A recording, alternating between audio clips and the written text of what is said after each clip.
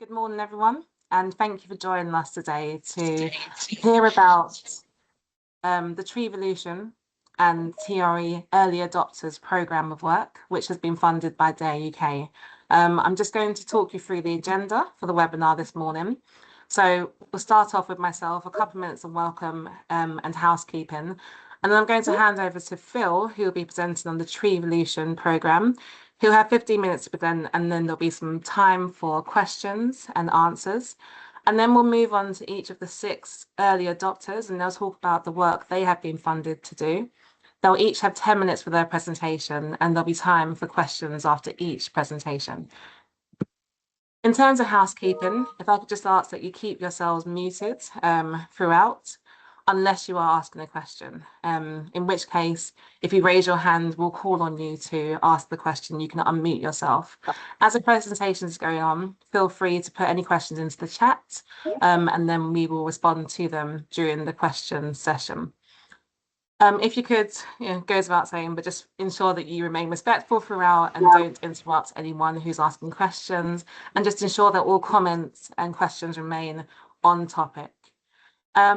If you aren't presenting, if you could just keep your video off during the presentations, but please do, when you are asking a question, turn on your video then. And just to say again that the webinar is being recorded, and we will share the slides and recording from the webinar afterwards. We'll email them over to you and also post them onto our website. So thank you again for joining. And without any further ado, I'm going to hand over to Phil Quinlan, who is the project director for the TREvolution programme of work. Thanks so much. I am just waiting for Teams to let me share.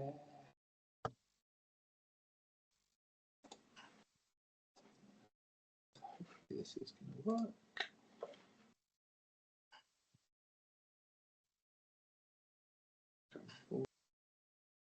Screen helps if I start at the start as well. Let's go there. Spoiler alerts. Anyway, yes. Great. Thanks so much for the opportunity to talk through TREvolution. It's a project that started just in March, so we're still relatively new into the program. We did have an amazing week in Nottingham in March where we brought everybody together to talk through what we're going to be doing, and I'll give you kind of a brief overview on this, and then obviously I can take questions as well at the end. So the way that I've been describing the work we're doing is in 3 areas: what's possible, what's acceptable, and what's useful. And so I'm a software engineer by training. I'm now based in the School of Medicine at the University of Nottingham, but I know very little of the medical domain. So as a software engineer, I usually think about what can we do that's technically cool, right? So we talk a lot around what's technically possible. And if you think about what's happening at the moment, whether you're aware of things like ChatGPT and the real significant change that AI is happening at the moment, there's real rapid development in the technology space and what is possible. So there's a lot more that's possible today that wasn't possible a year ago. But we have to accept that not everything that is possible to do is necessarily acceptable to do, particularly when we're talking about sensitive data. But also not everything that's technically possible to do is also potentially useful. And so given that what we're trying to do here is enable researchers to be able to access and analyze sensitive data, we've got to present tools that are also useful for them to use so that they can actually do that in a good way. So possible is one of our main areas that we look at in terms of what's possible in the domain. So acceptability, obviously the opinions of the public are really important in this. We do have only dialed into the event. Sorry, I think there's some cross audio there. Yeah, and so we do have strong public involvement in our program as well to make sure those views are directly involved with us. But obviously there's the wider public opinion that also does drive national policy and governance as well. But equally, as with possible, there were some, not everything that's possible was acceptable, but also not everything that is acceptable is necessarily possible, in the sense that what might be the desired thing to do and the best way of doing something from a acceptability point of view might be very hard to achieve technically, and or might make it very hard as well from a usefulness point of view. And so finally, the other challenge that we're looking at is how do we make this useful for researchers? So we've got to try and balance off what's technically possible, what is an acceptable way to actually undertake this research, but also understanding if we make it too hard, it might not be a useful environment for researchers to use and to be able to answer and deliver questions to some of the big questions that are out there at the moment. So in many ways, TREvolution is working across these three things. How do we make it possible while still maintaining that it's acceptable and delivering something that's useful to researchers? So one of the main things that we work around is something called a trusted research environment. For those not familiar of what a TRE is, it's fundamentally a way of allowing a researcher to be able to access data and to perform their analysis, but they never are able to kind of remove that data from the environment that they've been given. So what tends to happen is you have a data repository where the data is being collected. A version of that data is then made available inside that box, which has the sensitivity of that data reduced, so it can never be completely everything removed. So obviously there still needs to be some things that are retained in there, but reducing the sensitivity of that data. And so what happens from a researcher's point of view, you would log into that environment. You'd be given like a username and password. You'll log into that environment where you can see and do your analysis, but you can never download that data. That environment has, for example, no access to the internet. You can't save your results and get them onto your machine at home or at work. You have to stay within that environment. So everything you do sits in that environment. And then what's really important is there's a process where, as a researcher, I might have done my analysis. I've got the graphs, the tables, the AI model that I want to talk about and share and have publications. And that then needs to go through a disclosure control process. So disclosure control, really what that's making sure is nothing leaves that environment that has anything identifiable or potentially confidential in there, or sensitive if it's dealing with data that's more from a commercial setting.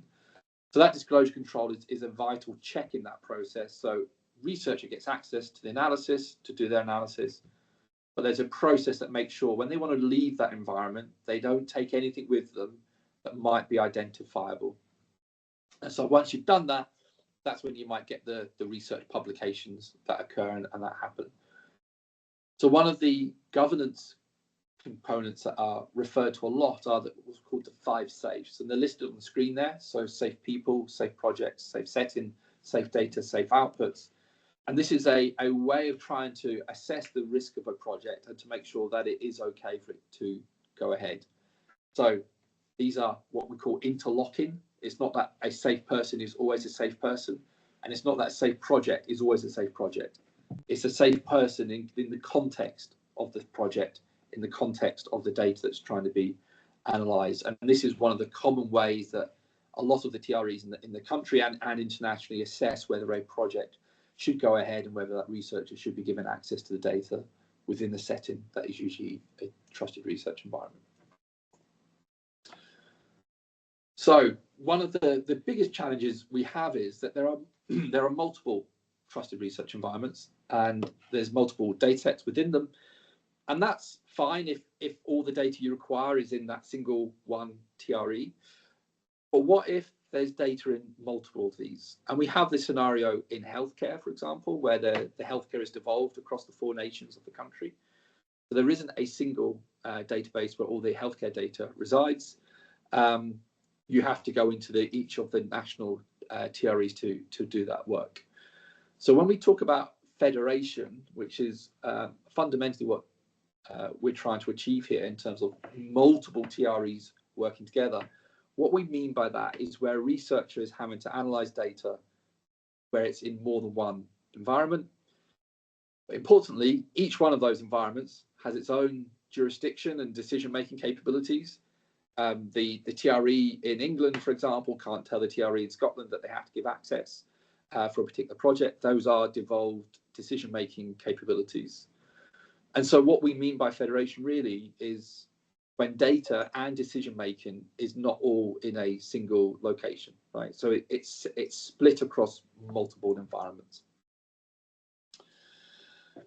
Now, this isn't necessarily the most useful approach for a researcher because, you know, they're now having to go into multiple environments in order to do their analysis. So this is where these dynamics start to come together for us, where it is possible to bring all that data to one location, but maybe it's not acceptable. That would also be the most useful approach if we could get it all to one place, but it's just not the world that we live in and the way that the governance and the wider ecosystem has been created. So if we're talking about how a researcher would do this on non-sensitive data, when there's non-sensitive data, it's much easier because the environments that you might access have ready available access to the internet. So if you're trying to do your analysis, you can access the internet, you can access multiple different environments at the same time, and that's all perfectly okay.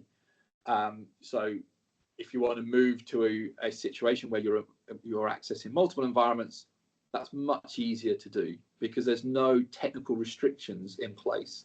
You can access the internet, you can access these environments directly, you can send queries to them, you get answers back, and there's no particular issue in that setup.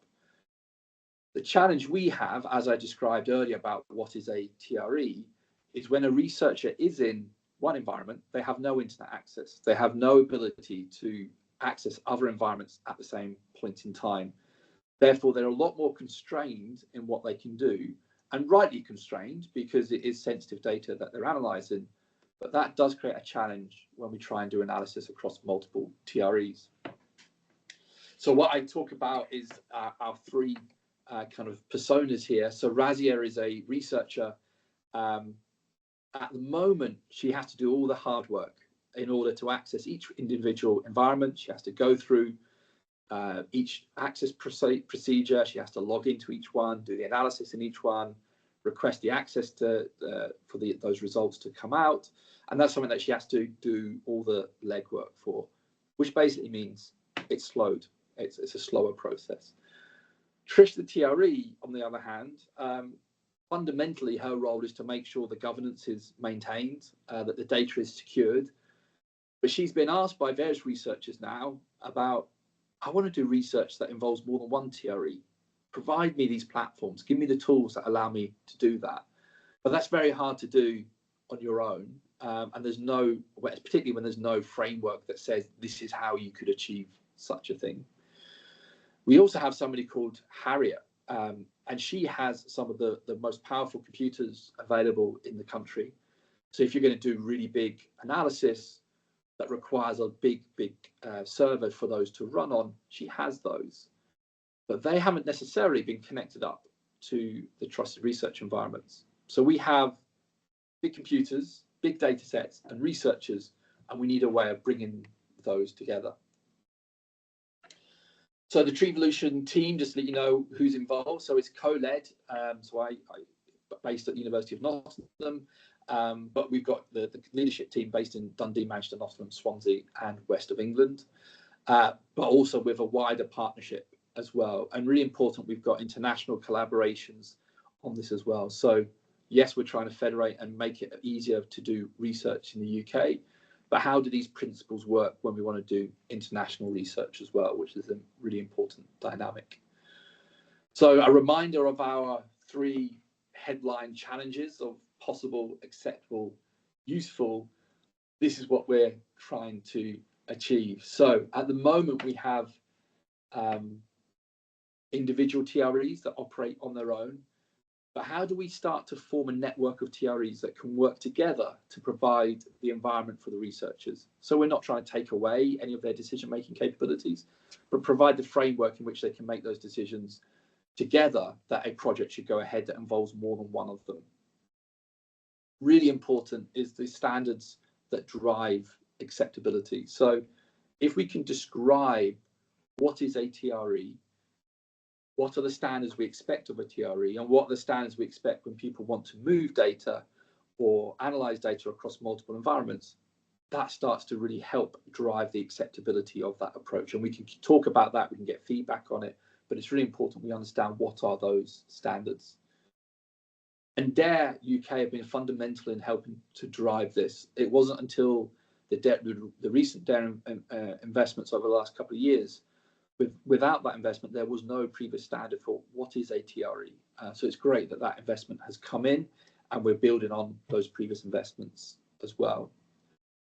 What we want to make sure is that we really do learn from other systems that have solved this challenge. As I described, when you haven't got these constraints, it's much easier to do analysis that involves multiple TREs.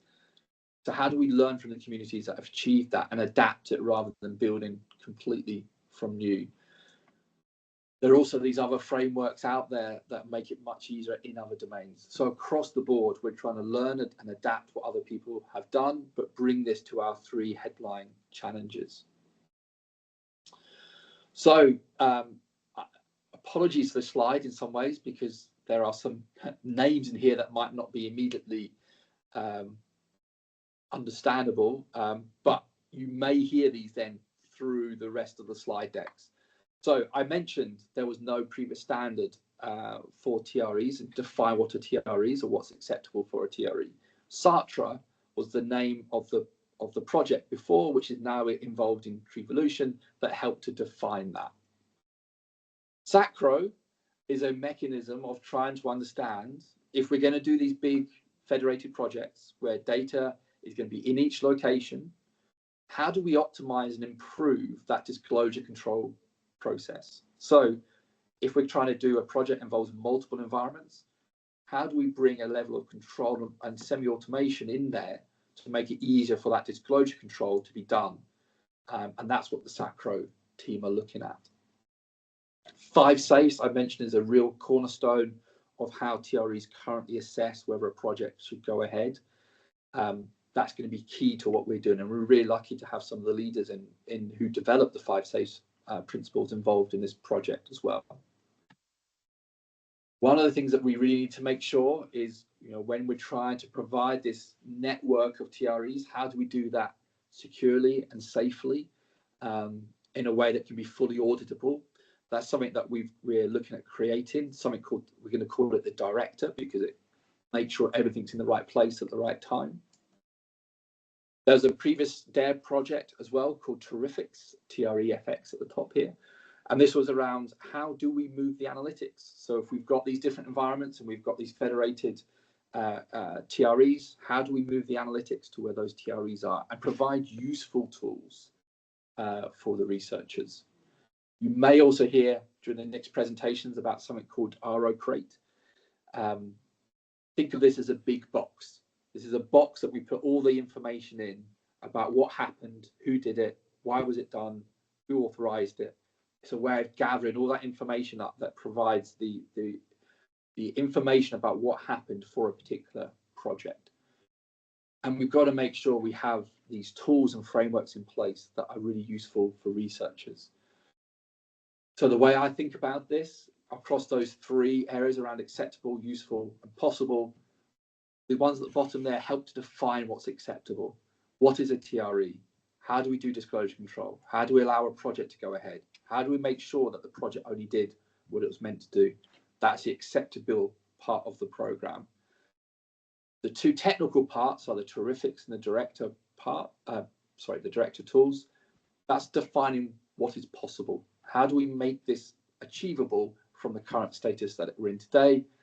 But then also we've got to make sure these tools, platforms, and options that we offer researchers to undertake this research, that it's still useful for them as well. So across those 3 areas around useful, possible, and acceptable is what we're trying to achieve.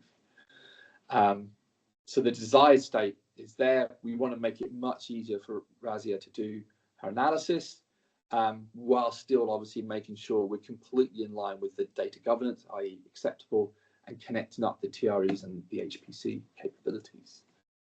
And that's it from me. Hopefully that was a good starter for you in terms of the TREvolution project.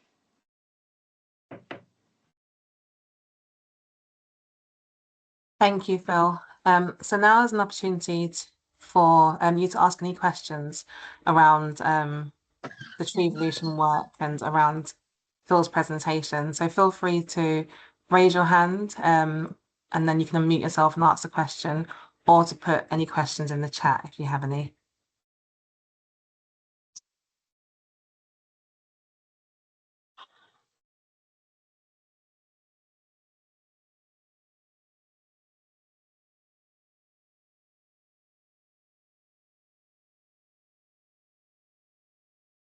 Yeah, also just to see if anything crops up, and if you know, if you don't ask the question now and something does crop up later on, feel free to put it in the chat, and then Phil or anyone else from the TREvolution team will respond to that in the chat. So I'll just give 30 seconds more, and then if no questions, we can move on. It's all clear. Okay, so we do have a question here from Carol asking, what do you expect to be the result of the project? Yeah, so I think it was on the last slide there, around making it easier for researchers to be able to undertake research across multiple environments, but while still maintaining that security and the governance models. So I think the phrase that we use is to be sympathetic to that governance model. So yeah, changing the dynamic. At the moment, that's very hard and very slow, and we want to make that much easier going forward. But we've got to do that in a way that is still in line with and fully supporting and reinforcing actually the governance models that are in play as well.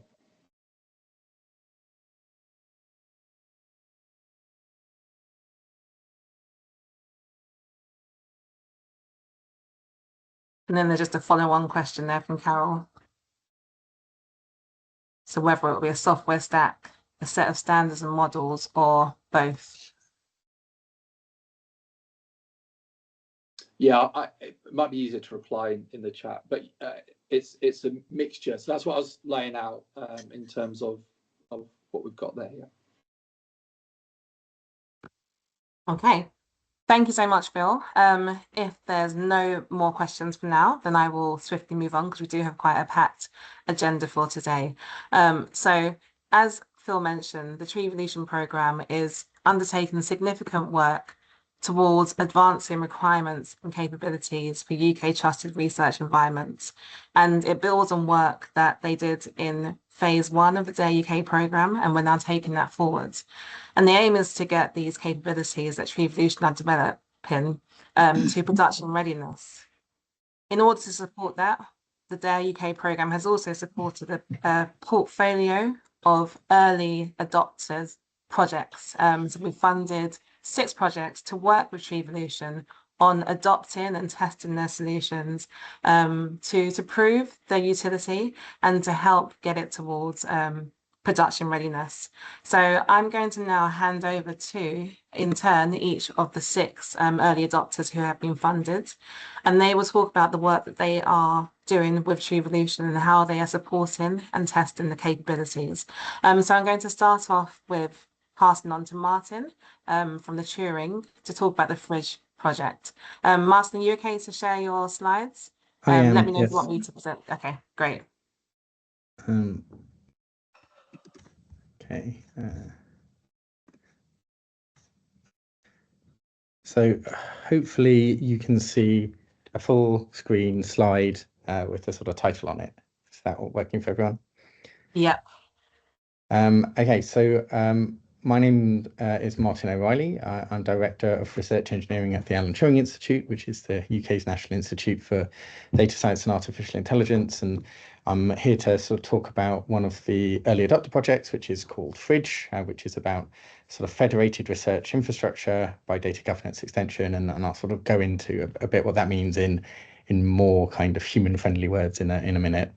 So me and the Turing have been involved in a few things over the years. Can you see a picture above the words there, or just a blank space? Blank. Blank. Yeah, blank. Right, yeah, that's what I see as well. Okay, so why is that gone funny? Okay, hang on.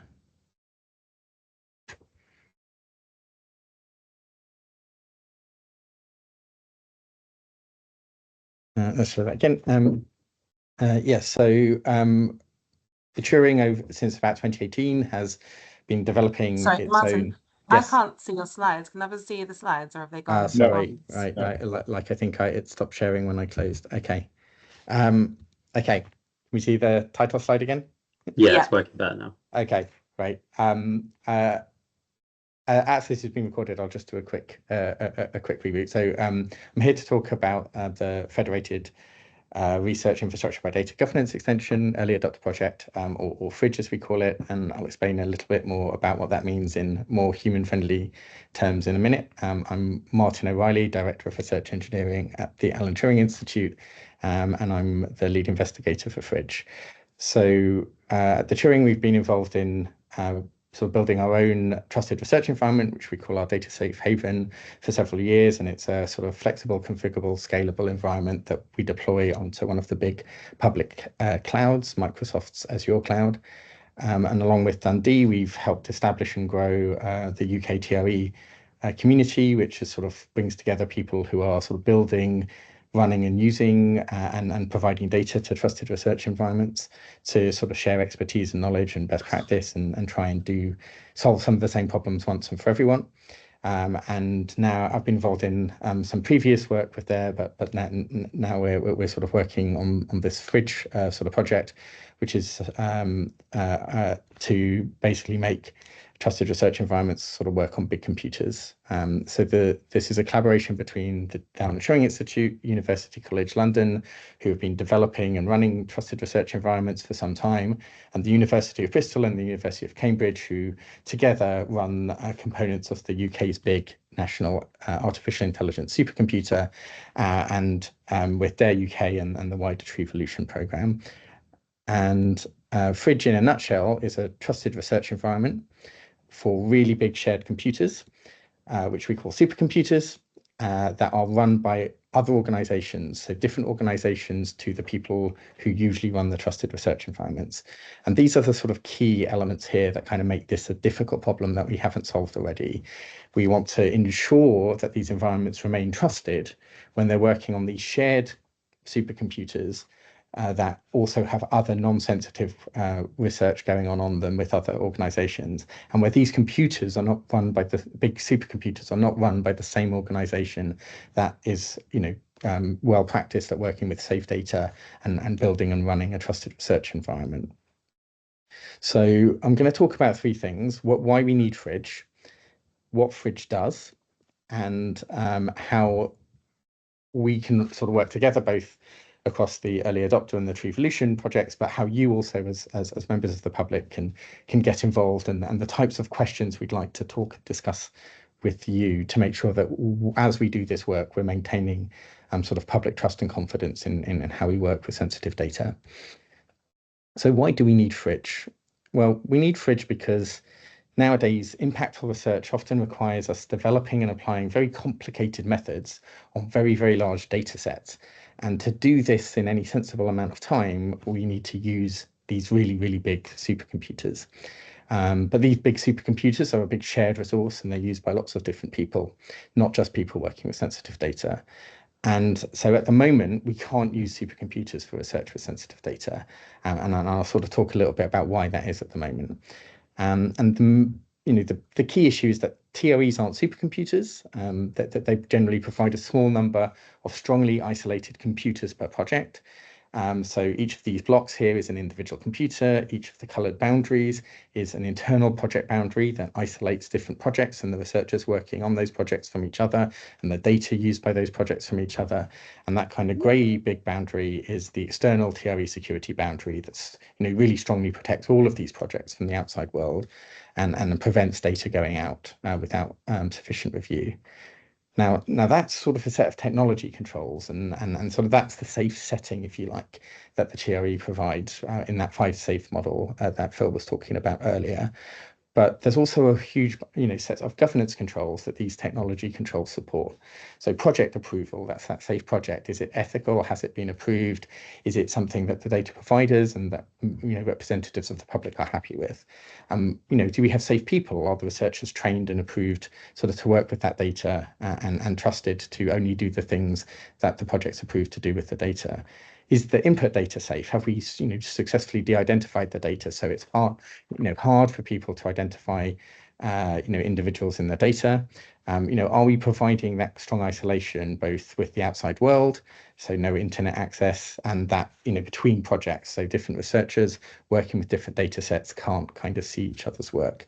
And, we can sort of have some rules around what software we're happy running in these environments and sort of change that per project. And as Phil was saying, a really critical thing is that when we take data, the research outputs, the insights from the data that come out of the research that happens in a TRE, there's a strong review of those outputs to ensure that they're safe to share with the public. And on the other side of things, supercomputers aren't TREs, they're not trusted research environments. They're made up of hundreds to thousands of individual computers that are all connected to each other and can talk to each other really, really quickly. And that's really important to do these really large scale, apply and develop these really large scale algorithms, methods onto large data sets. And it's, and we can't sort of lose that capability of all these computers being able to kind of connect together, to work together and exchange data quickly and easily. These, these supercomputers are big shared resources. So different researchers from different organizations can use different groups of computers within the supercomputer at the same time for different things. And so each of these colors represents a large sort of research activity going on by one group of researchers that is different, that uses a lot of computers within the supercomputer, but for different things. And there's no, as they're currently configured, these different sets of computers are slightly isolated from each other, but not strongly enough in the same way that we would expect for TRE. So we can't apply those we can't put in those technological constraints and ensure that researchers who are working on sensitive projects, let's say this orange one was sensitive, are strongly isolated from everybody else and strongly isolated from the internet. So, and have data review, outbound data reviews and so on. So what does Fridge do? Well, the key thing Fridge is going to do is let groups of computers within a supercomputer be strongly isolated from each other in that same way that we can for TREs, and to allow different groups of computers to effectively be part of and controlled by different existing TREs that are out there, sort of at organizations who know how to handle sensitive data for research. And it will be able to support multiple TREs from multiple different organizations on different sort of groups of computers at the same time, while still allowing other parts of the computer to be used in the same way as they are today for non-sensitive projects. And it's this, the two key things that make this difficult and not just the same as existing TREs is that sort of model of saying, well, actually, each different TRE can come in and have its own control and its own governance. And at the same time, we're allowing some other parts of that big supercomputer to be used for non-TRE sort of work, non-sensitive work. So how are we going to do that? Well, we're going to do a few things. We're going to provide some technical methods to strongly isolate groups of computers within a supercomputer so that we can apply the same boundaries and the same project isolation and internet isolation and controls and outbound sort of data review as we do in our existing TREs. And we're going to allow these isolated groups of computers to be controlled and configured by existing TRE owners who are capable and competent at managing sort of data and the technology controls that need to be in place to support governance. And we're going to define a shared responsibility model. So, we host on the cloud at the moment, and Microsoft do some things, and we rely on them doing their bit, and we do some things, and together that provides the secure environment. So we're going to define what these host organizations, so in this case, Bristol and Cambridge, will need to do on their side at the supercomputer to ensure security, strongly isolate these groups of computers and allow them to be controlled by TRE organizations like the Turing and UCL. And we've got sort of two options to how we do this. The first one is to deploy a standalone trusted research environment into the supercomputer. So a copy of what we do back at home or on our cloud one. And that will include some things that don't need the full power of the supercomputer, like places to write code and share it with each other and to write reports and things like that. Or we could look to say, well, we will extend our existing trusted research environment to have a little satellite segment that sort of lives in the supercomputer, and that will just do, be there, and when we need to use the scale and computing power of the supercomputer, we'll send just that work over there. But when we have to do sort of more interactive analysis and visualizing our data and sort of talking to each other about it and writing our code and testing it, we'll do that on our existing TREs, so that we're not using, reserving big parts of the supercomputer for work that doesn't require the supercomputer. And at the moment, we're leaning towards this sort of second option, but that's something that we want to sort of discuss with members of the public. So what does success look like for Fridge?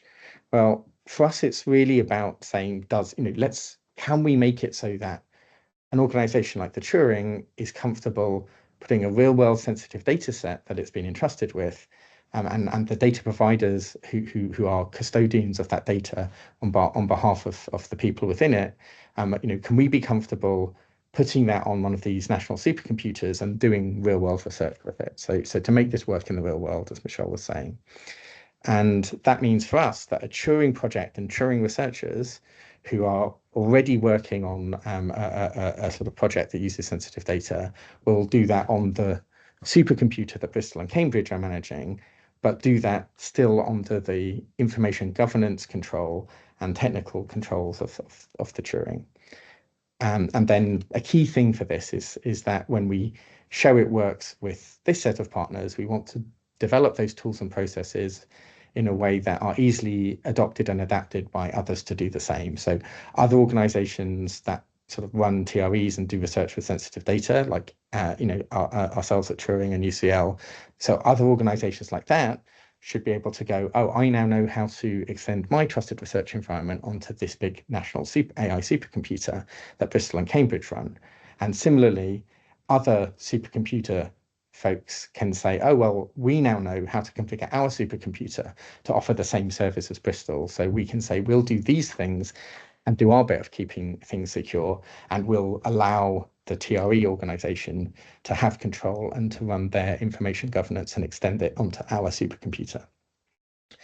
So, Martin, sorry, we've gone a yes. little bit over, so if you can just wrap things up, Oh, yes. please. Okay, cool. So in terms of working together, we're going to kind of make sure that we align to the standards that Sartre is going to evolve during TREvolution. Will be compatible in how we design the TRE and ensure we can support components that TREvolution develops. We're implementing the federation model, one of the federation models in TREvolution, and we're going to use this Sacro AI disclosure control tools to make sure that these complicated outputs from AI methods are safe. And in terms of yourselves, we are going to work with the TREvolution public involvement and engagement events. And key things we want to talk about are this idea of extending trust and control across different organizations. What other considerations and concerns do people have working with artificial intelligence and machine learning models, and sort of what other additional concerns do people have when we're doing this research at the much larger scale with sensitive data that the supercomputers can support. And with that, I'll close up and take any questions that people have. Thanks, Martin. There's a question from Will in the chat. So just asking whether it's all about the level of isolation. Okay, not so much a question, but a comment, but I don't know if you want to respond to that comment. So yeah, so I think the key thing is that historically we've struggled to get lots and lots of computers running inside existing TREs, and the places where they have got lots of computers working sort of fast and effectively to support these kind of big workloads, we haven't had that isolation. So yes, and in terms of the satellite model, I think it is like the teleport example that was done in the previous sort of projects. I see there's a question from Luke about do we lose some of the benefits of the supercomputer by adding security? So as I said at the beginning, one of the key things is that each of these individual computers can talk very quickly and and exchange data, a lot of data very fast with all of the other computers inside it. And that's what allows us to really effectively do these really complicated methods on really big data. And this is going to be one of the big challenges that we've got to sort of solve as a project, which is make sure that we can put enough security in, but without losing that performance. That is the whole reason we're moving to these big supercomputers. And part of the conversation we want to have with yourselves as the public is, recognizing sort of that the additional insight and learning that we can do to discover ways to sort of help society with research that can only be done on these big supercomputers. Where should we be striking that balance between sort of privacy and safety and sort of being able to kind of gain the benefits to society of being able to apply these sort of big complicated artificial intelligence sort of methods to really, really large data sets.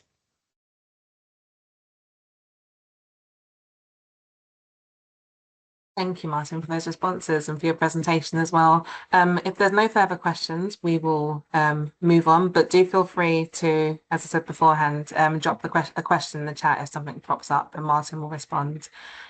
Okay, so moving on then to Focus 5 and Dale Kirkwood, who will be presenting on the Focus 5 Early Adopter Project. Can you hear me okay? Yep, can hear you fine. Great. Oop.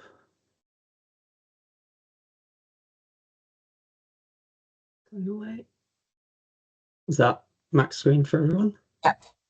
Okay, so hi, my name's Dale. I'm the public participation lead for Focus 5, and I'm also an emergency doctor, and I'm presenting on behalf of the team and Becca Wilson, who is here but has recently had a baby. So congratulations to her, and she'll be able to answer any questions afterwards.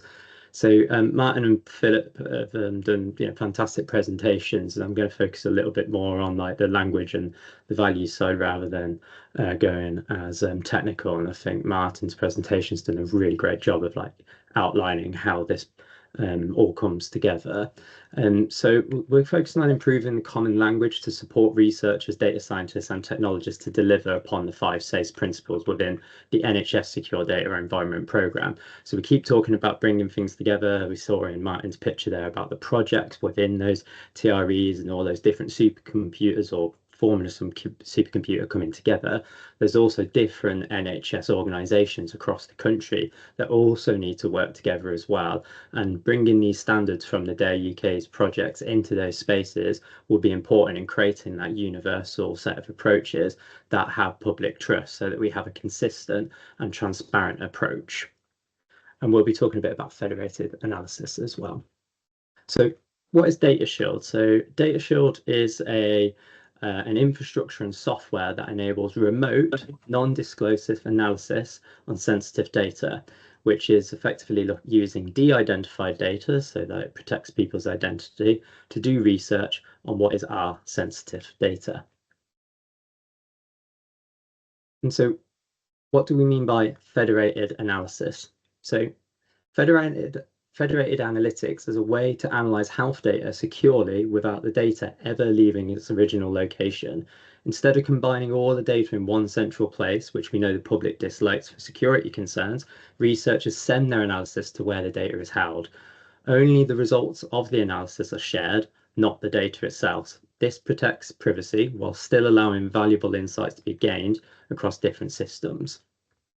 However, it can be quite hard to really appreciate what does that mean, as this kind of more technical picture here shows.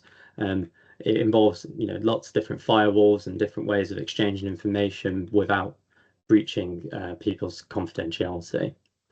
However, there isn't really any resources out there that do a really great job of summarizing that in a short and effective way.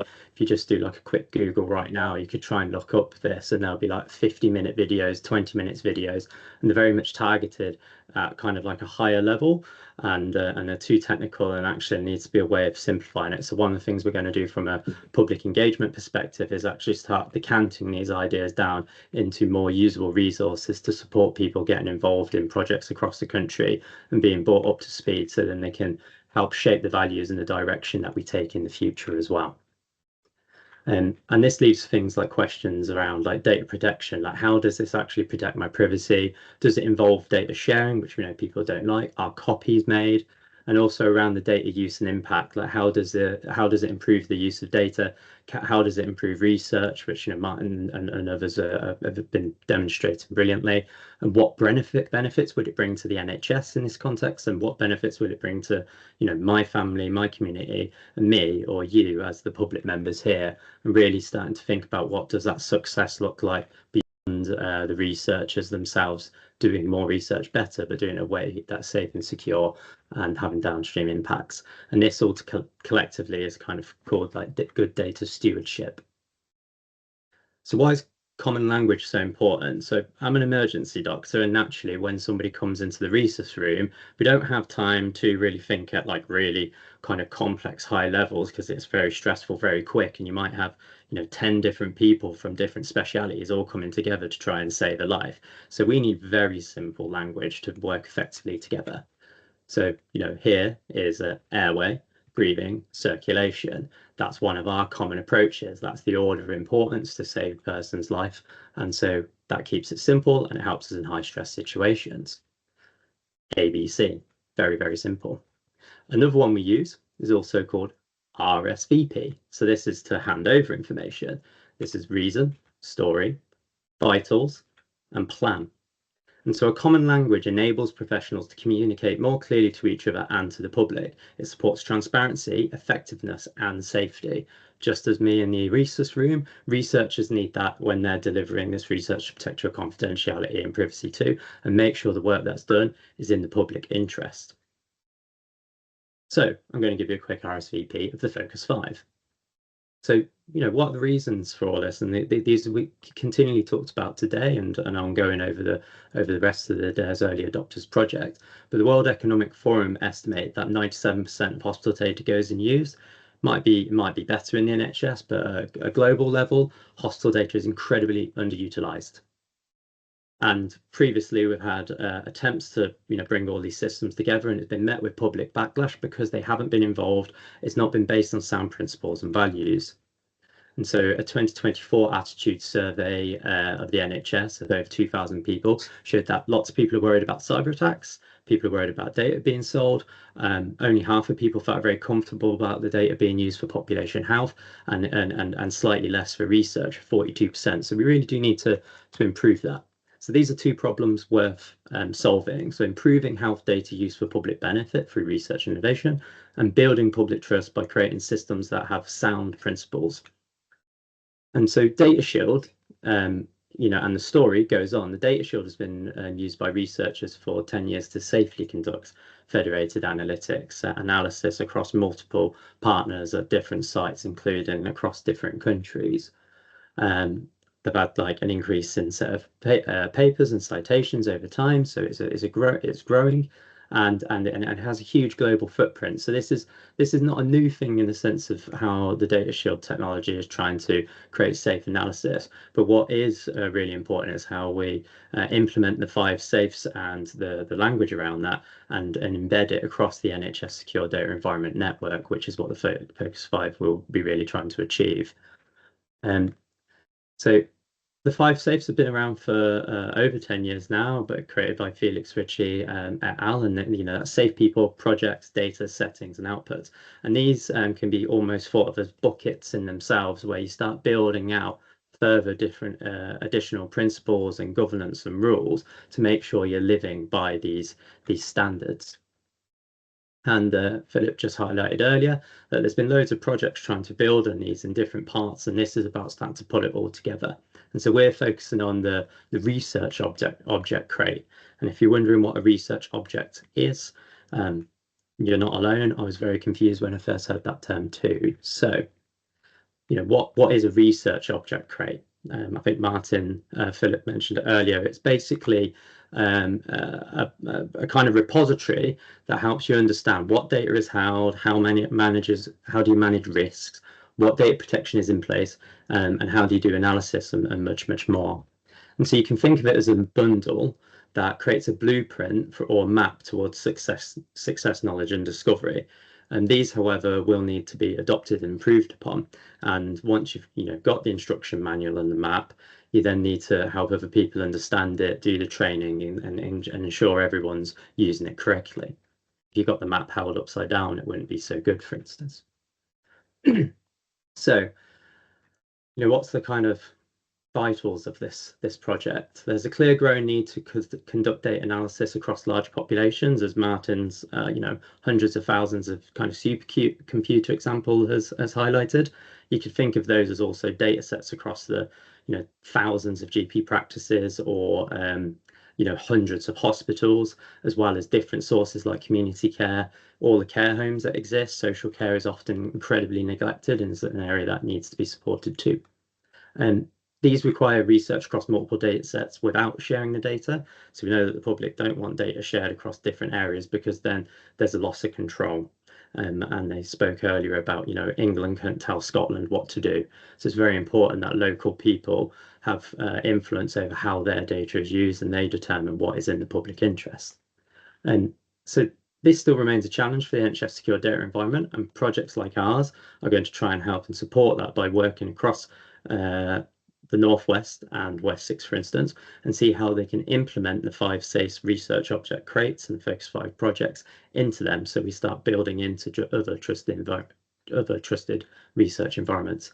And ultimately, this is to improve healthcare, reduce inequalities, and build public trust, and use money more wisely, such as like our own grant funding, and to build systems that promote success, transparency, and openness. And there's a little graphic picture here on the side that the price of inequality is massive. There's over a 10-year gap between the richest and poorest, and when you look at just how long people feel healthy for, the gap is even bigger.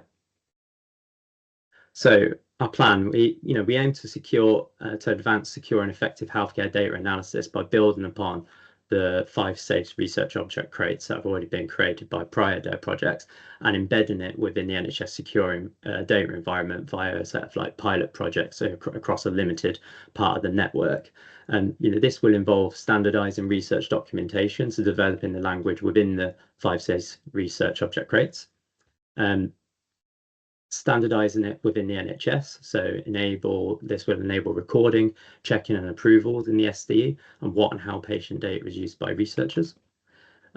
Federated analysis, so create a blueprint for data shield and the TREFIX standards to come together to ensure consistent and transparent federated analysis, and then involving the public more to develop resources and ideas, and to grow how we use the data in a manner that builds trust, to be resilient and responsive in the face of growing change. So I believe that's the summary there. So we've got our reasons for doing this is there's hospital data is incredibly underutilized. The public have an extremely high standard of privacy and socially acceptable use, and this is essential to understand to unlock the potential of data. Previous attempts to use data across the UK and other places in the world have been met with resistance, because they haven't involved the public and haven't had a sound set of principles to develop trust and transparency. And so there is a growing need, as technology advances to conduct this analysis across large populations. And so our project aims to improve the deployment of the current resources and things that have already been created using tools like Data Shield within the secure data environment to enable that working across boundaries, whilst not sharing the data, but enabling large analyses to take place. Any questions? And I'll bring Becca in as well for technical ones.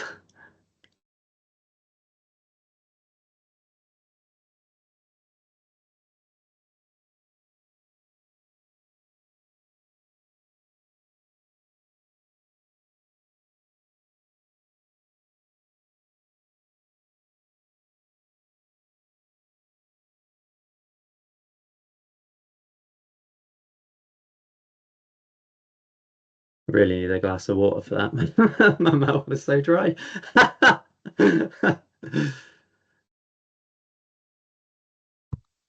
That's fair. Thank you so much, Dale. We'll leave it there. And again, yeah, if questions come up in the chat, you can respond to them. But thank you for that presentation. And we're going to move on now to the Cell project, SAFER, and Ashley and Claire Newman, Ashley Akbari, sorry, and Claire Newman will be presenting on the SAFER project. Thanks, Michelle. Yeah, I'll be presenting today, and Ashley is here in case you have any technical questions. Let me just share my slides.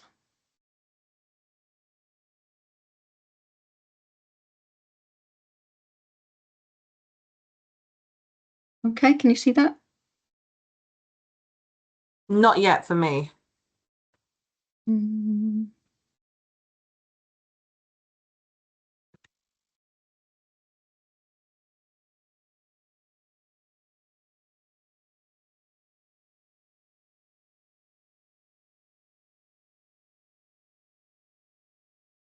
This is strange, seeing as we tested it earlier and now it's not working. Hold on, let me try it again. Right, hold on.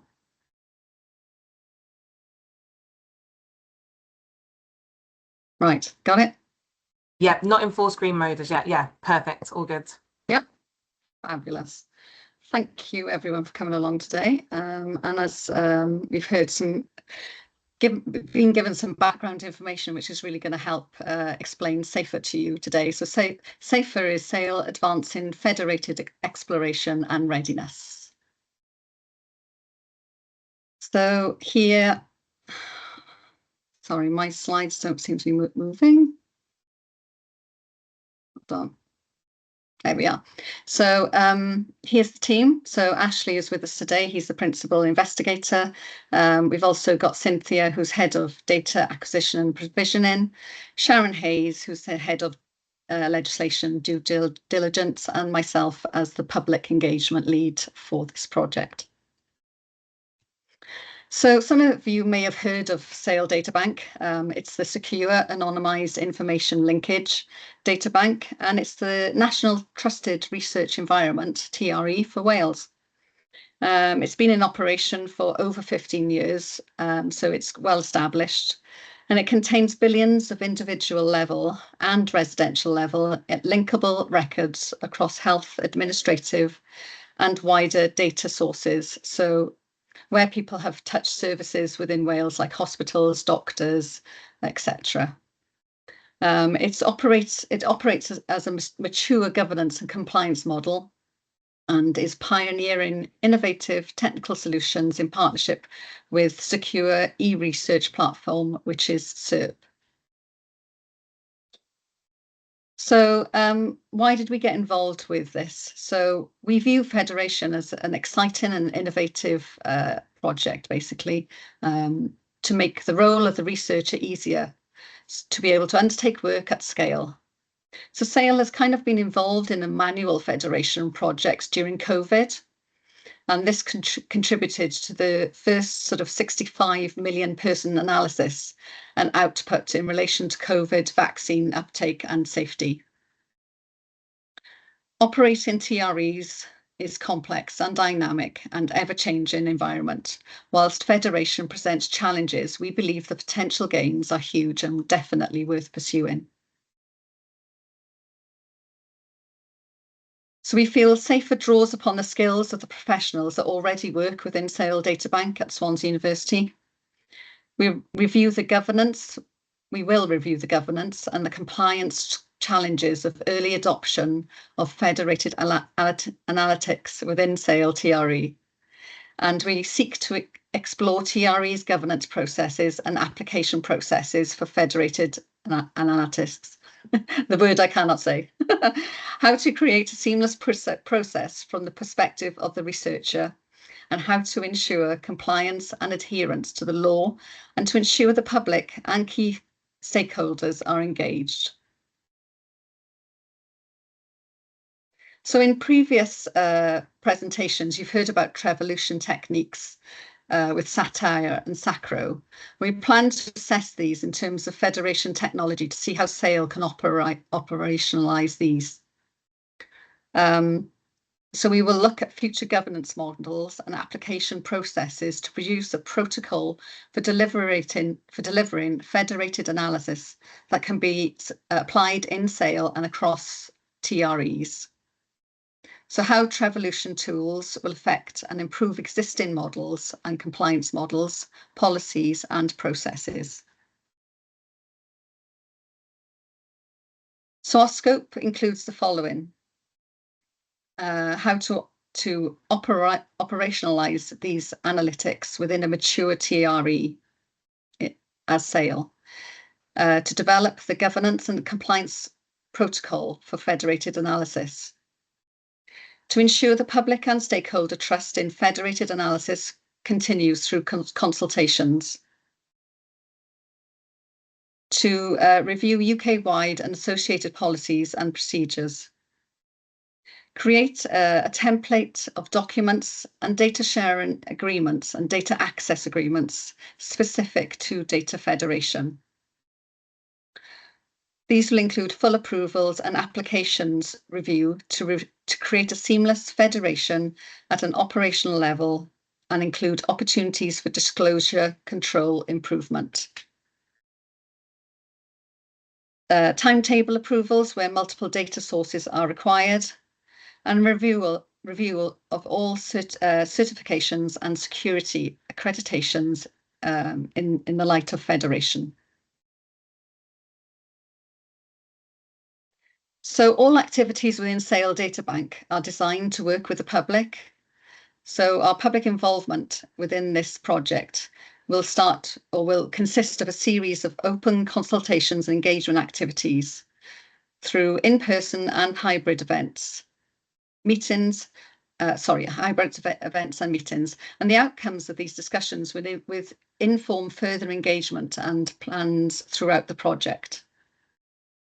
So we'll be engaging with Sales Public Advisory Panel, which is called the Consumer Panel, and we'll be discussing proposals, planned consultations, and seek the views of acceptability and risks of this.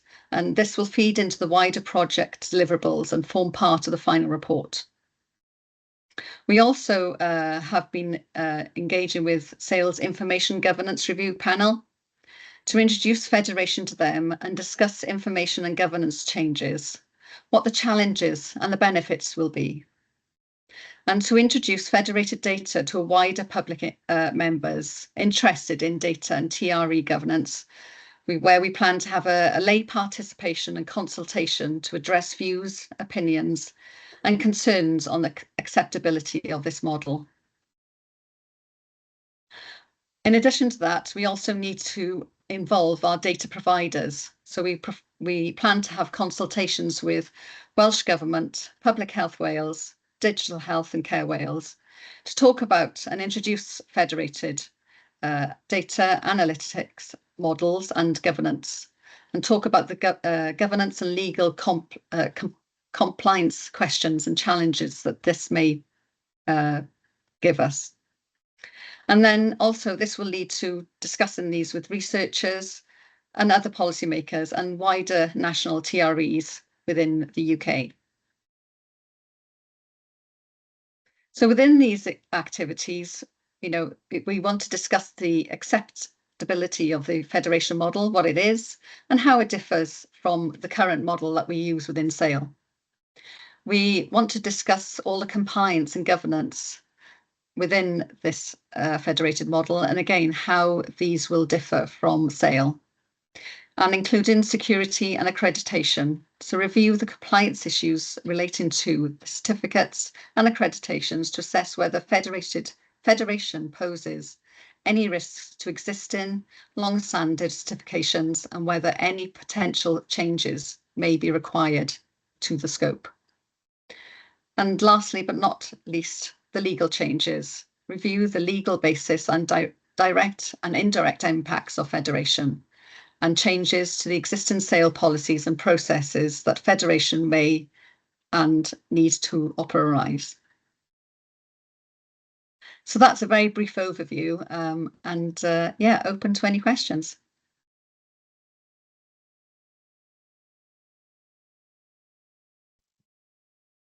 Thanks, Claire. Thank you.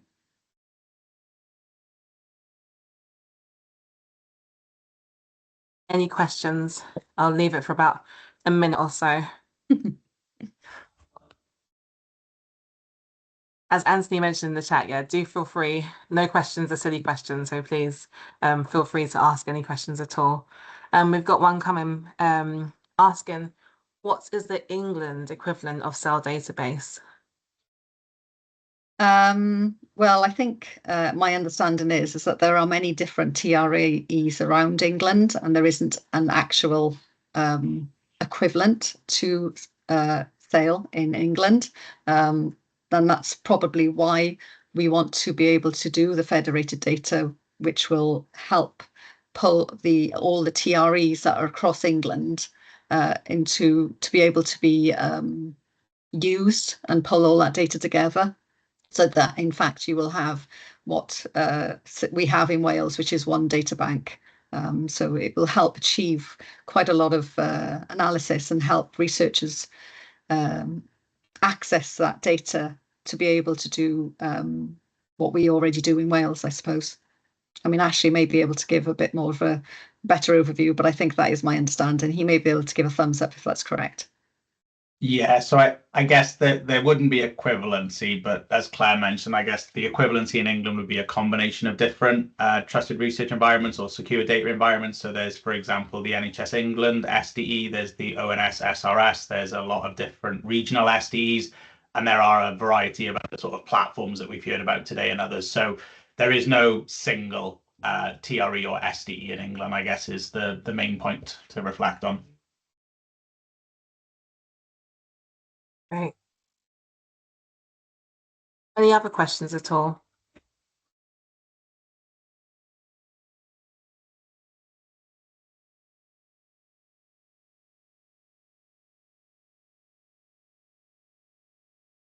One more seconds. Can you see somebody typing? No, I can't. All right. Thank you so much, Claire, for your presentation, and thank you, Ashley, as well, for joining to answer questions. Next, we have Magali Rufia from representing the Vista presentation. Sorry, the Vista project, not presentation. Thank you. I'm loading the presentation now, and it should turn up in a second. See if team wants to play along. Oh, there we go. So while it's loading, good morning, everyone. So I am Magali Rufia. I'm data lead at Health Nation East and presenting on behalf of the team what we're doing on the Vista project. Also appreciate that you will have heard of a lot of what we're already talking, especially covering what Phil described at the start around the tooling. So this is our take on which pieces we're doing and why we're finding this interesting. So I kind of wanted to put it in context, kind of starting with why, to quote someone famous, it's why are we doing this? So we are a research environment focusing on routinely collected NHS data. And kind of the context here is that obviously the UK population is growing, it is aging. The NHS is not growing at the same rate. If anything else, the resources are shrinking. So we are kind of heading towards a massive issue. And so we need to transform the way we're doing healthcare, moving from treatment to prevention, anticipating the health problems rather than after the fact trying to deal with them. And one of the ways we can kind of drive this transformation and this innovation is by using the routinely collected health data to inform where we can best apply that transformation, where are our biggest health burdens, why do we have those health burdens, what can we do to improve the situation. And so we want to harness the wealth of that data and do so in a safe and efficient way in respect of patients' privacy, because we are dealing with patient data, and so that's not to be taken lightly. So in the VISTA project, we are the East of England Secure Data Environment. So we just mentioned what are some of the initiatives within England that cover some of the functionality and some of the capability that SAIL provides for Wales. So the NHS England has a secure data environment programme driven by the Data for R&D programme.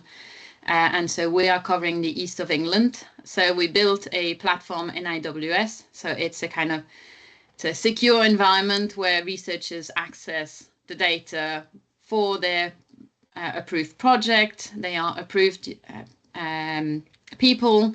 So again, underlined by the 5 safes principle. And so within the safe environment, research can be done. And the principle is really that everything is within the environment and nothing comes out. We built so as we came, I guess, a little bit later to the scene, rather than building something completely new, we took advantage of the existing standards, in particular, and the Standard Architecture for Trusted Research Environments, or SATRE, which sets standards and reference architecture for research environment. Not only does it mean that we're not reinventing the wheel, but it also means we are setting the gold standard to build research environments on, and also facilitate interoperability with other TREs, rather than building a completely new environment that functions on its own and focuses on its own little problems. We're building something in line with existing infrastructures to facilitate federation, to facilitate exchange, to be part of the community.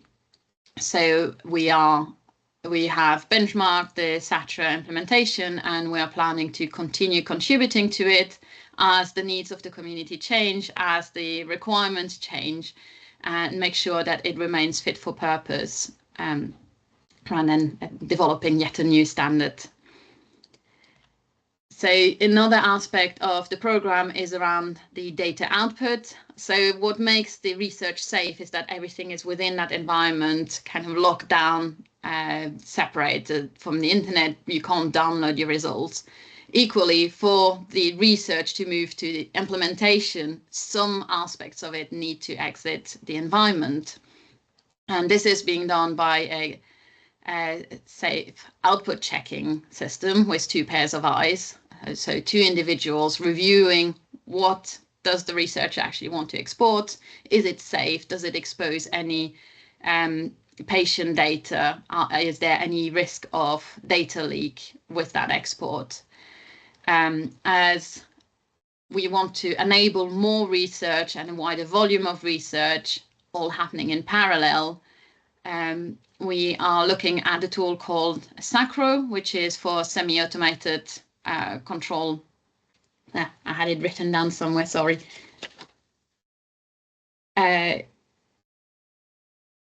Semi-automated checking of research outputs. There we go. Too many acronyms, sorry.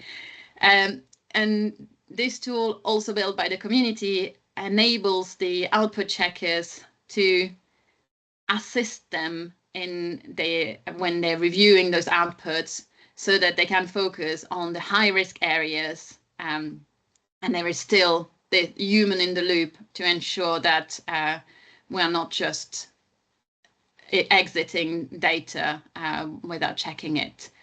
So we are aiming to test the tool, install it, get it working within our environment, and also feedback, again, contributing to the community, making sure that the tool is fit for purpose for us, for our environment, for the wider community, and we work alongside the researchers who will use the tool, and to make sure it is fit for purpose.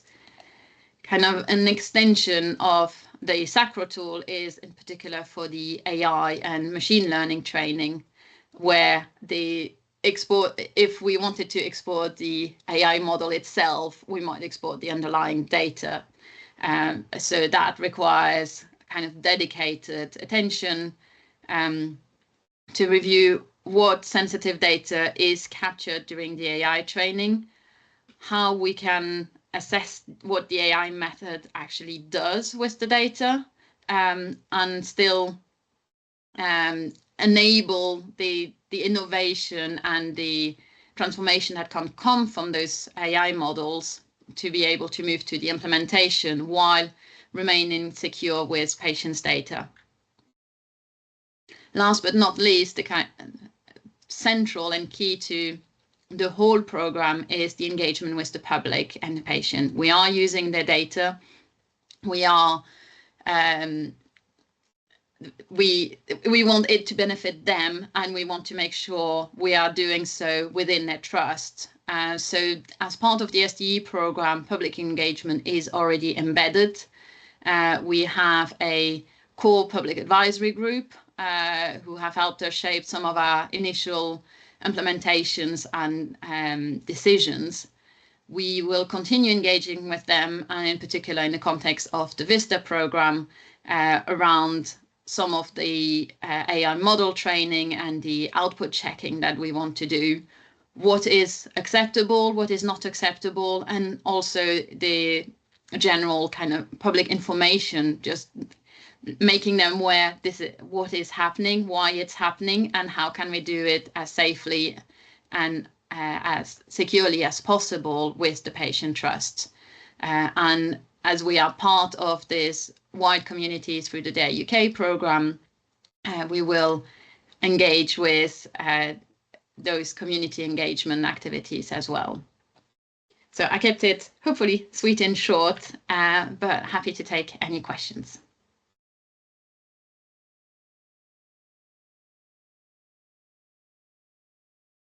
Thank you for that, Magali. There's a question in the chat from Brendan Riley asking, do you output any individual level results or only aggregates? So it should be only aggregates. I've yet to see it's one of the things where each research use case is unique and has its own complexities. I've yet to see a use case where there was a request for individual level result and it was justified. That's not to say that it might not come in the future, but we would review it then and if it did. Great. Just looking in the chat. Okay, I think those are comments in response to the previous question that was asked. Any other questions on the VISTA project?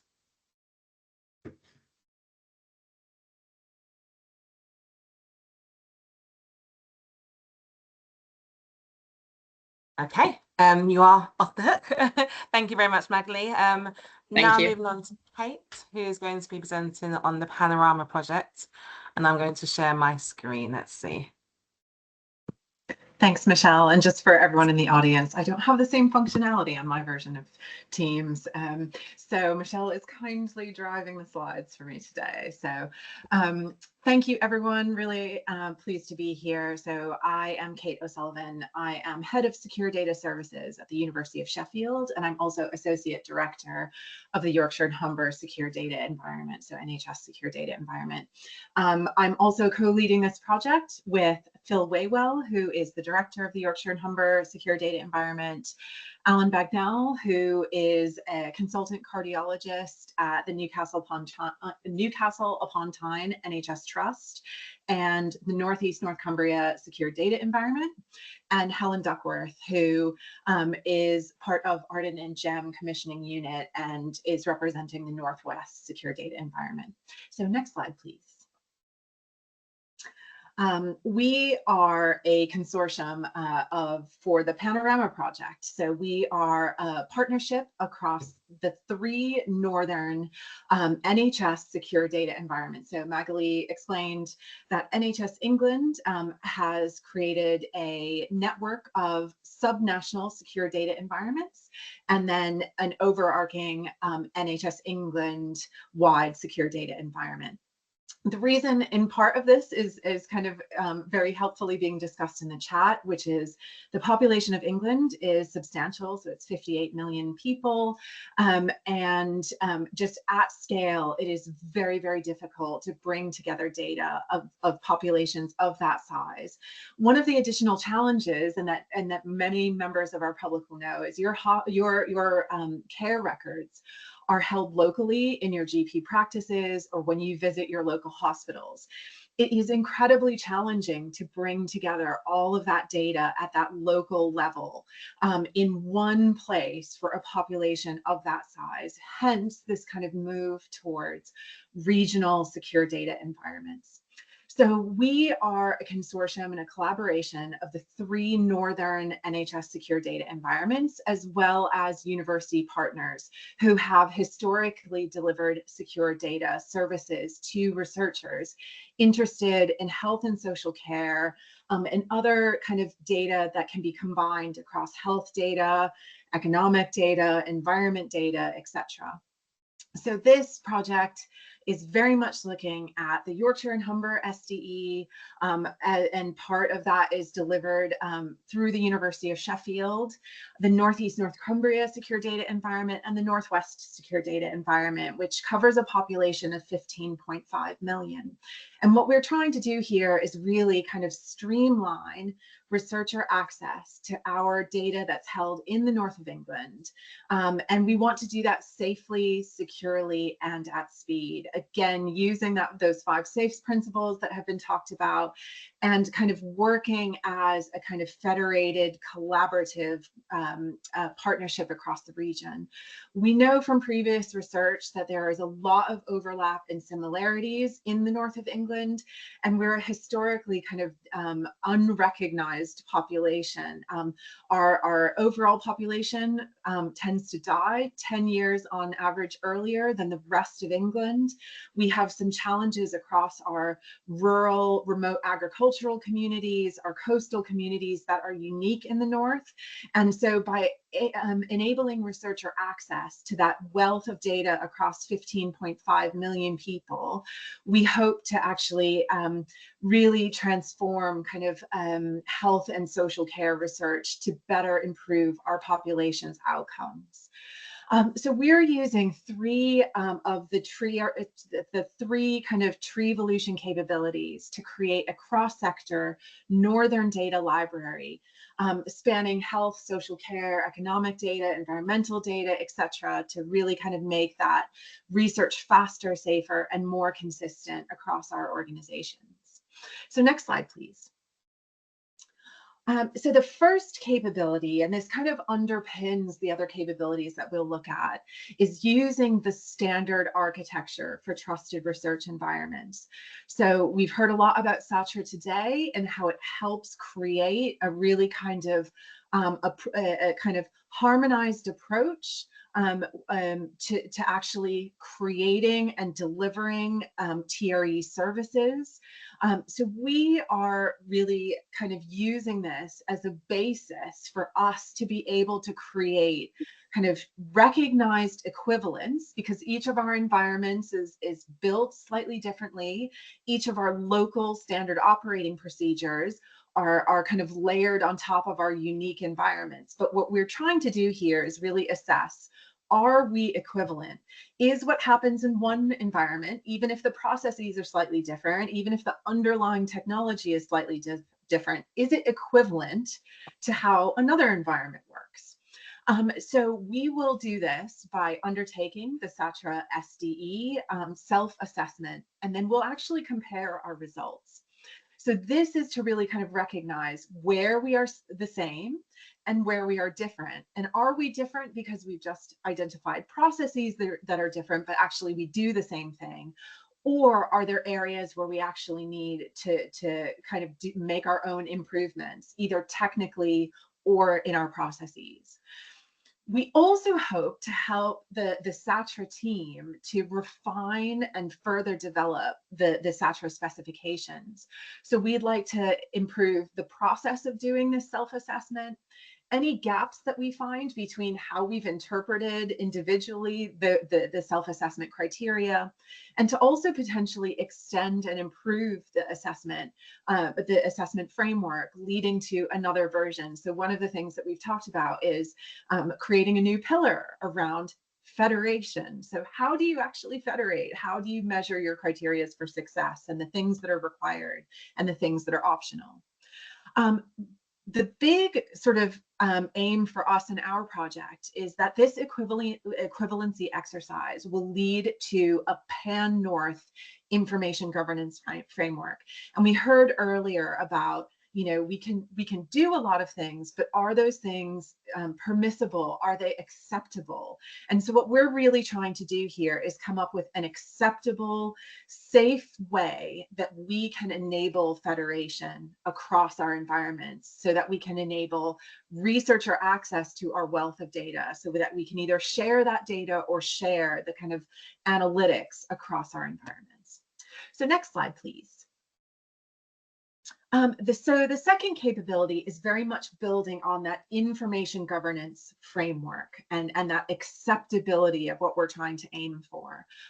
So we've heard about the TREfix kind of technology, which will help us enable federated analysis and federated querying across the data that stays in our environments. But how can we more safely and securely enable researchers to be able to kind of pool that information together and do cross organization analysis?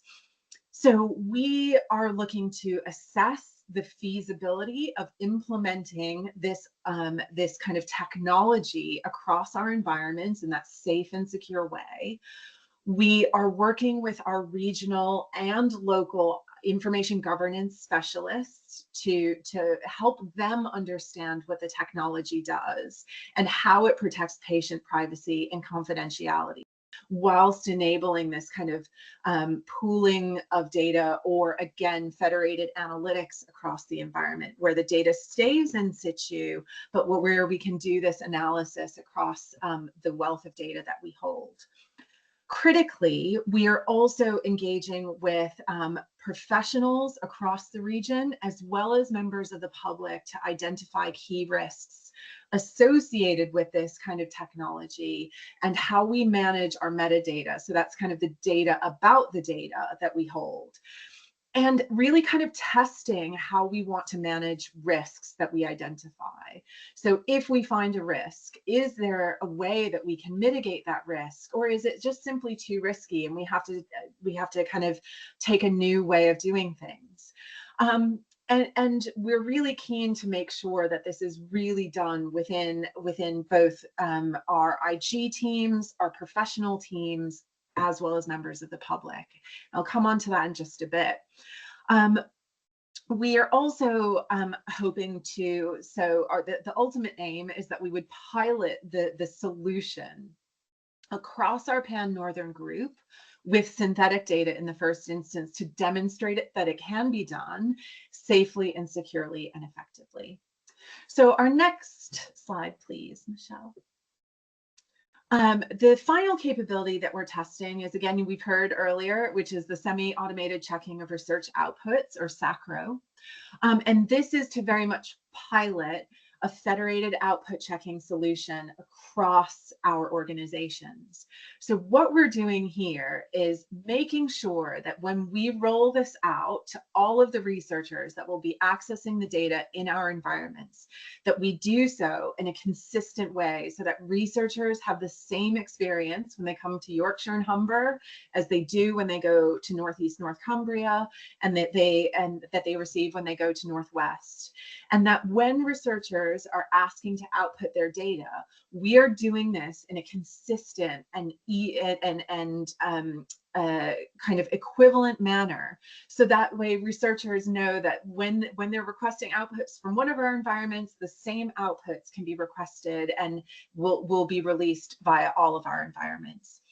So we will test and deploy the SACRO and the SACRO ML, so the machine learning tools, and really kind of build our capability of using these as a kind of first set of eyes on data. So we would never move to a system where this would be fully automated. We always want humans involved in this process. But one of the kind of ways of working that is currently in place is that you always have two humans checking. And so we're kind of keen to look into whether you could have this as your kind of first set of eyes to free up humans to do the second set of eyes checking. And so again, this is about kind of understanding whether this is acceptable, whether it is safe, and whether it really kind of will act as a kind of way of triaging this process to help streamline processes. We also want to kind of work with the team to help prioritize further advancements and developments of new analytical or statistical models that researchers are using to kind of help kind of say, this is where we can move on, and this is where we can develop further kind of testing. And we are really keen to contribute to the statistical disclosure control community to demonstrate how organizations can work together to develop thresholds for safe data release in a consistent manner, particularly in terms of federated querying. So underpinning all of this is a really robust program of public engagement and public involvement. We've already done our first series of public involvement sessions around this project and how we will work together as a partnership across the north of England. So we had a series of citizens juries that took place in April, and I was actually there to kind of deliver some of this information as well as another couple of sessions around this project and around this idea of working together and how we would kind of enable research across different environments. The public were incredible in giving us some really tough questions to think about, but we're very, very supportive in large part because of the ability of kind of sharing data that can lead to richer insights across our population. So we're really pleased that some of the initial kind of findings that we've had around this, we've had lots of support for the kind of the idea around federation across different secure data environments or trusted research environments. And that initial insight will help us deliver will help us craft the delivery and the kind of focus groups that we want to do throughout the rest of the project. Next slide, please. I think it's a final kind of closing slide. So yes, this was the patient and public information session. So again, we've run this series of citizens juries. We're just looking at the kind of initial outputs of this, which will help us drive and craft all of our public engagement. We've already started kind of thinking about our professional engagement involving information governance leads and other kind of key professional stakeholders across the region. And we're really kind of, we're keen to kind of feed in this insight into the TREvolution program as well, to help kind of look at this as a wider program of federated organizations. So the TREvolution team, as well as all of us as early adopters. I think that's my time, but I'm really happy to answer any questions and either via the chat or in person.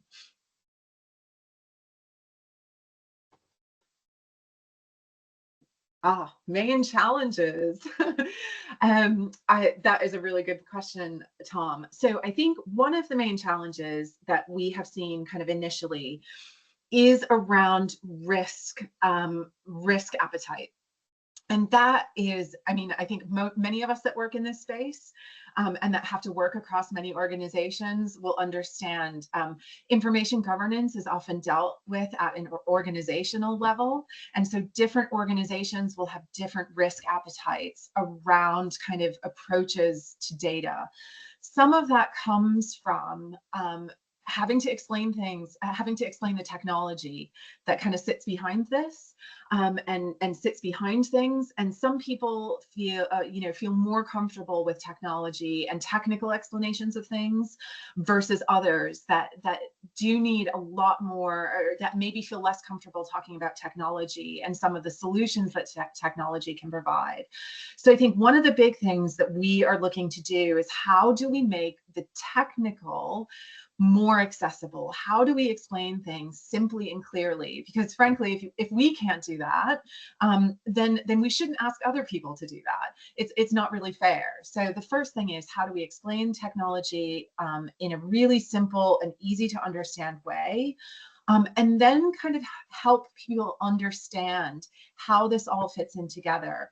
And that actually we're looking at the risk of patients and their confidentiality as the basis of anything that we do, that we have a duty of care to the public to make sure their data is safe and secure. And so anything that we want to do is actually coming from that basis.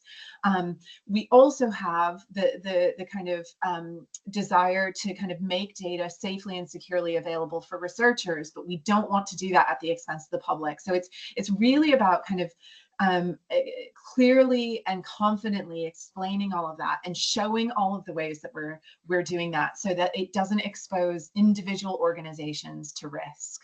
So I'd say that that's the kind of main challenge, and how we're kind of trying to do that as a group. And it is very interesting, kind of, but I think it's great because we're actually doing it as a federation. We're not trying to solve this problem on our own. We're trying to get people in rooms and talk together and trying to recognize those different risk appetites and treat them all at the same time.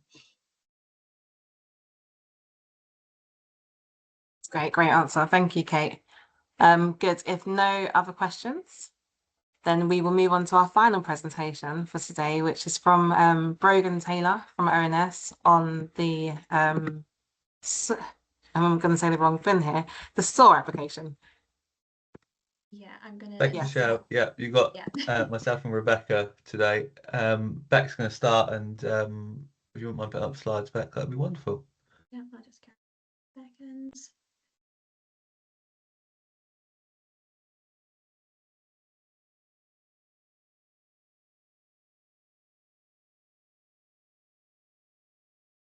So hopefully you can all see my slides. Please let me know if you can't. Yeah, we can see them, Beck. Thank you. So yeah, hi everyone, my name is Rebecca and I work in the Secure Research Service, also known as the SRS, at the Office for National Statistics. And we're here today to give you a little bit of background about the SRS. Before then, I'll pass on to my colleague Brogan, who will say a bit more about the SOAR project specifically, which stands for Semi-Automated Output Assessment and Review. So to start, I'll run through some details about the SRS. So here at the ONS, we collect data on a range of subjects. So for example, we've got labour market, earnings, crime, health, population, trade, just to name a few. And the way we produce these statistics is by collecting the data from a range of surveys. We process the data and then we make high-level data available to the public. But there is a way to enhance the utility of the data collected, and that is to make microdata available to accredited users, and we do that through the Secure Research Service. And the same applies to administrative data held in systems across government as well. So with the SRS, it provides accredited researchers with secure access to unpublished, de-identified data for research in the public good. It's been running for 15 years now and has grown to about 5,000 accredited researchers who work on about 800 live projects that utilise 140 different data sets. And when researchers conduct analysis in the SRS, they have to get permission to export anything via outputs, and we would handle these, and we handle about 2,000 of these output requests annually. So just to say a little bit more about our user base, as you can see from this slide, we've got the majority coming from academia, but we also have a significant number of users from the public, private and third sector. So I know the 5 safes was mentioned earlier, but here we have the framework again, and this is what the SRS is based off, because we need to make sure that access to data is safe and secure. So we have the safe people, which is the first one, to ensure that researchers are have the right credentials, experience, motivation to access the data. Then we would have safe data, which relates to the characteristics of the data and how detailed it is. Because in the SRS, all data sets direct identifiers are removed, and as part of your application, you must have a strong need to access the controlled data to answer your research questions, rather than just using publicly available data. Then we've got safe projects. So this would relate to the project application process as we assess what you're planning to do with the data, whether there'll be a public benefit to it. Then we've got safe settings. So that would be just the service itself, so the SRS, and how you would access it. So for example, some people would access through safe pods.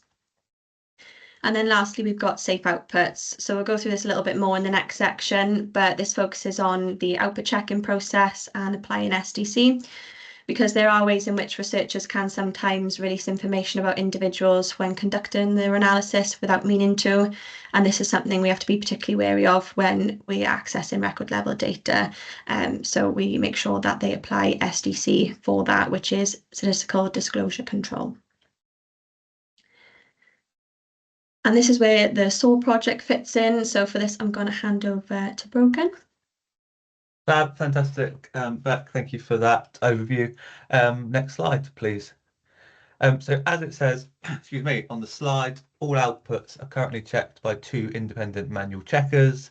This is very important, as it means everyone has to pass through 2 sets of eyes, and that those 2 independent people must be content that all SDC or statistical disclosure control rules have been followed. But this process itself can be time consuming, which is particularly challenging when we experience peak demands on service. So the point of the SOAR project is to look at whether we can replace one of these checkers with a semi-automated tool in the medium to long term. I think it's worth saying, and it's important to note that for the purpose of this project, all outputs will be checked by both the semi-automated tooling and 2 independent checkers in order to assure quality. I'll now say a little bit more about the project phases. So the first phase, and this is the phase we're currently in, is the feasibility phase. Within this, we plan to ensure the tool complies with the relevant security and technology policies at ONS. That stage is actually, or those processes have actually been done. And beyond that, we're looking at the operability of the tool to make sure that people are able to use it. So we're currently at that stage at the moment. And then we'll move into the operational integration phase. So next slide, please, Beck.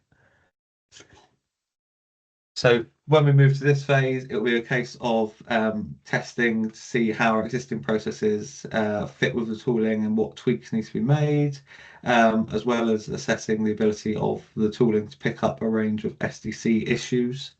And final slide, please, Beck, or final slide in this section, rather. So what are the benefits of this project, and what do we hope to kind of realise as a result? It's our hope that through this we'll be able to reduce in time the number of checkers from 2 output checkers to 1 output checker with the semi-automated tooling filling part of that void.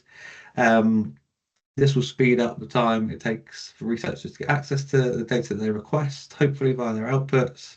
We also think it's important to note that demand on the SRS continues to grow, and there is a necessity for tools like this. If not, you just end up with more and more manual checkers, and that's always not always sustainable given things like funding and operating costs. Excuse me. And related to that, it's our hope that this tooling may help to reduce overall operating costs of the SRS in time. And finally, we hope that it can help with the benefit realization of researchers producing better outputs. If they put their output in and the tooling flags up an area of concern they hadn't realized was there, then hopefully if they come to do it in the future, they'll pay greater attention to that area, for instance. So it helps to build best practice. And next slide, please, Beck. Next slide again. So I'll just say a little bit about collaborations. Of course, at the ONS, we also have the integrated data service, and we're working closely with them to look at how we can utilize this tool across platforms. But overall, we're really keen to build networks. I know we're very closely aligned with the UK Data Service, and we've also had discussions around collaborations with them on this project. And we've previously had conversations with the Vista project. But if there are any other projects that are interested in discussing the work we're doing further, then please just reach out. And I think that might be it from me. Yep, fantastic. So any questions?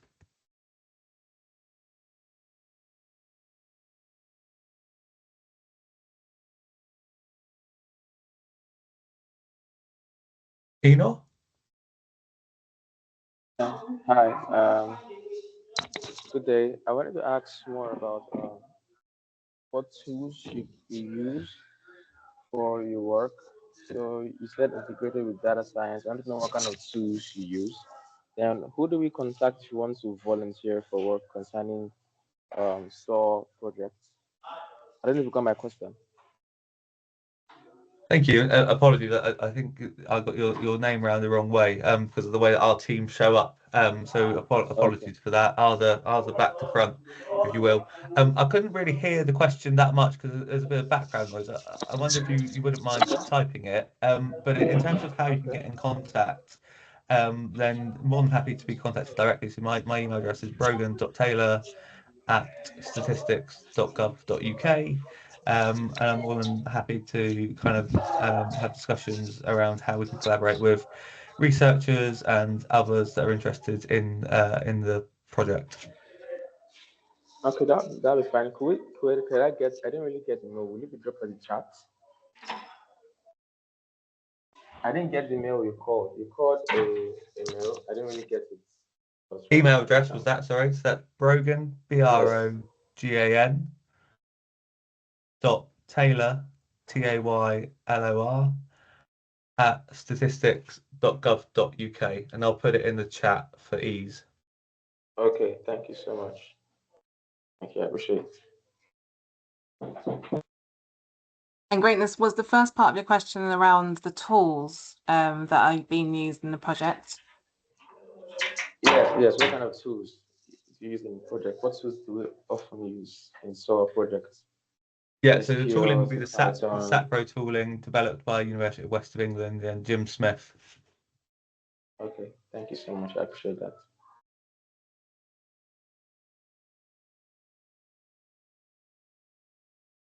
Thank you. Okay, so thank you for that presentation, Brogan and Rebecca.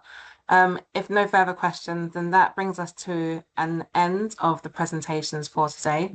Let me just put my camera on. And I just thought I'd take this opportunity whilst I have the audience here just to share some updates from the DARE UK programme and the TREvolution programme. So quite excited to share that we have a funding opportunity that is currently open. And that's for next generation capabilities. So as Phil spoke, we have some aspects of federation that are being driven forward through the TREvolution programme, but there are possibly other solutions that haven't yet been identified or funded to be worked on. So we're looking for other approaches, other ways to help enable federation. And so a funding call is open, due to close at the beginning of June. I will post a link. I'm going to post a series of links after this in the chat for you to have a look. We've got a webinar next week, Thursday, to answer any questions. So please do have a look at that funding opportunity. And if of interest, attend the webinar and submit an application. So that's the first update. Second update, we also have a landscape review survey open. Now, if you've been following the DARE UK programme, this is the third landscape review we've conducted. We did one at the start of the programme, another in 2023. Essentially, our aim is to get a clear and updated picture of the sensitive data research landscape, so that we can ensure that any funding, any innovation that is being put into the area is needed. So it's quite a comprehensive survey to get an understanding of the capabilities within different research infrastructures, the challenges, the different tools that are being employed. So we would like one response per sensitive data infrastructure. So again, I'll share a link in the chat. If your infrastructure hasn't yet responded, please do discuss with your team, identify the best person to submit a response to that. Next update is we have, as part of the TREvolution project, a collaboration cafe coming up next week, Thursday. And that's around the Sartre specification, looking at getting the understanding from the public and from the research community about what you want to see from Sartre in this phase. And so it's next week, Thursday, beginning at 1 p.m. With a public session, first of all, for members of the public, just to kind of be given an overview of what Sartre is all about, and then from 1:30 for all attendees to join that session. The collaboration cafes are a really useful forum to get feedback from everyone so that TREvolution can gather voices together and use that input to tailor the work that they are doing. So I'm going to put in the chat now some links and detail around those opportunities. With regards to today's session, just a huge thank you to all the presenters today. Your presentations have been fantastic, really informative, clear and detailed. I will be sharing the slides by the end of the week and also recording for you all to review or to see. And I will also share contact details for each of the project teams, that if you want to reach out to people, you know who the point of contact is.